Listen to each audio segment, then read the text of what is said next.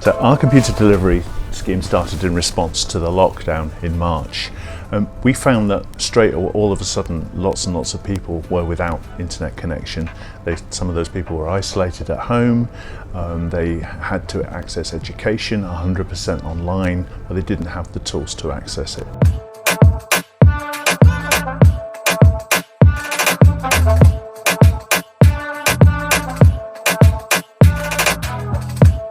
With volunteering at People Know How and the Computer Delivery Project, there's been a lot of heartwarming stories, and you're just hearing people that have never even had a computer before, they've not been on the internet before, and to have that first conversation with them, to tell them you're getting a device, you just hear the joy, or sometimes you even hear them tearing up over the phone, which is just so, it makes you tear up yourself.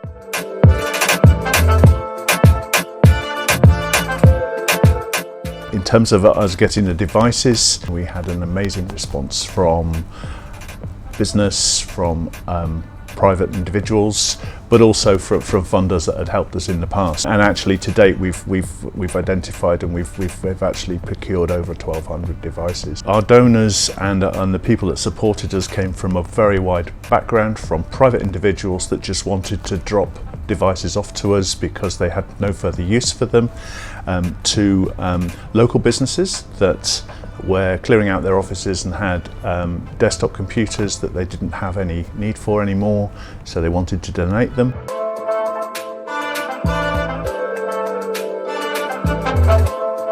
With our refurbishment, we then had the issue of making these devices both safe, appropriate for the people that were going to receive them. We had a great team of people working throughout the lockdown to actually refurbish the devices, to make them safe and secure, to pat test them to make sure electrically they were safe, and to get them ready for distribution. We also put the latest operating systems on them.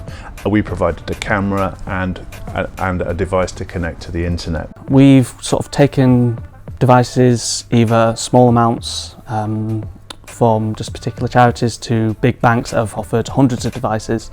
We get them in, we go through them each individually to look at them, check the condition they're in. Some have been used more than others, so we just want to be careful that the devices we're sending out are the same quality, or at least as near as perfect as possible, because while they are second-hand, we want to give each person that's potentially getting a device for the first time that feeling of opening a new device.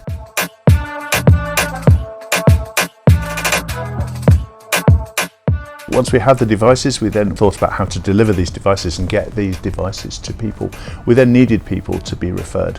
So we worked with a lot of organisations to identify people where there was a need for these devices. Our journey with a new client or service user starts when we get a referral, which could be from any kind of an organisation.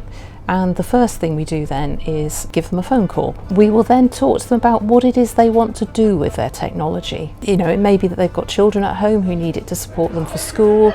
It may be an older person who needs to or would like to keep in touch with their children via Zoom or something like that. Or it could be somebody who's applying for a college course and therefore will need some technology to support them as they develop their skills. And through that phone call, we'll try and then match them with a suitable piece of equipment. To date, we've sent out over 900 devices across Edinburgh and East Lothian, as well as some devices to West Lothian, Mid Lothian and even Glasgow. You know, this project has been a lifeline for a lot of people. Enabled them to carry on with their lives as normally as possible.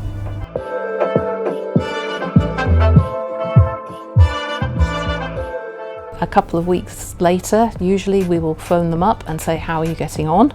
Have you been able to connect it? Have you been able to get going on it? What sorts of things have you been able to do? Do you need any more help? And if necessary, we can then refer them on for further support. We didn't want to stop with just delivering the devices. We felt that it was really important that if somebody receives a device, they then receive some ongoing support and help. Initially, that was just getting it set up. That was just helping people to get it plugged into the internet, connected and actually working. And for quite a lot of people that was enough, but for some they needed more. And what that looks like is another part of the work we do is a scheme called Learn Digital, where we provide digital support on an ongoing basis using trained volunteers who will work with these people to achieve their goals.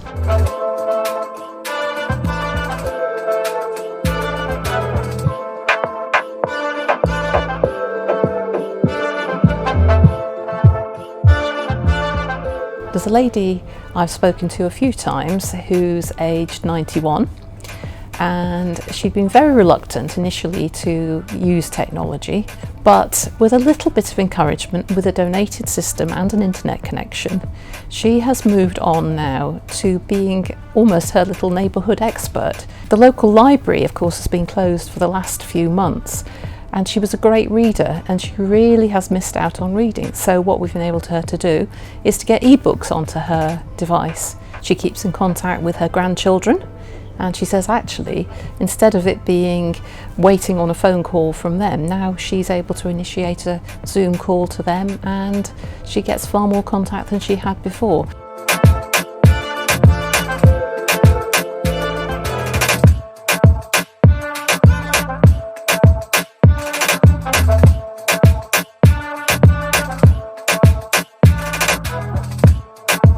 Actually, it's not the devices that are the issue. They can be found, they can be sourced. What's the real challenge is the internet connection. It really feels to me now as if it ought to be a basic right for everybody to have a basic internet connection. We can help people get started, but for them to stay connected and to have the experience they really should be now enjoying, it's the internet connection we need to solve.